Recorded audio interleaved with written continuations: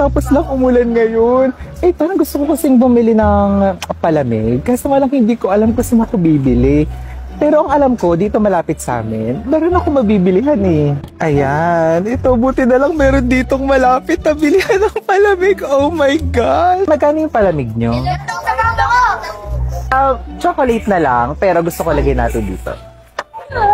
Nagdala talaga ako, naglagayo ko kasi hindi ako sanay sa mga plastic. Sa mga ganito, like, hindi ko kaya uminom sa ganito. Ew, ate oh, sa'yo na yan. So, lalagay natin siya dito. Ayan, nilalagay na ni ate yung chocolate sa baso ko. Oh my gosh, chocolate ba talaga yan? Or chocolate? Ayun na siya. Thank you. Ito na siya, ate. First time ang Milo. Tikman ko ulit siya. Kasi hindi ko talaga nasahan kanina.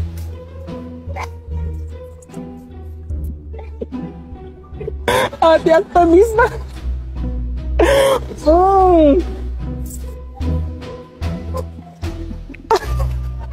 Hindi ko nagustuhan natin. Subukan natin yung ibang flavor. Order tayo ng melon. Ayan. Ito siya. Follow nyo kami ha. Follow nyo daw sila ko.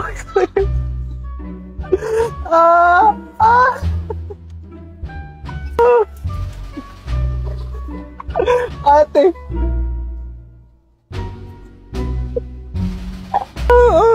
Isa pa. Grabe, sobrang. Kung hindi lang talaga napakainit ngayon, hindi ako magpapalamig ng ganito eh.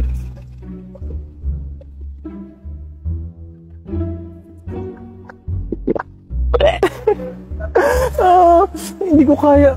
Parang hindi naman siya lemon eh. Alam niyo, parang ano-ano lang.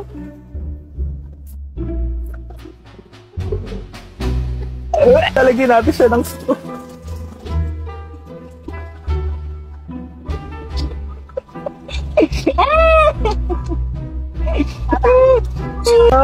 Ate, hindi ko siya maubos na.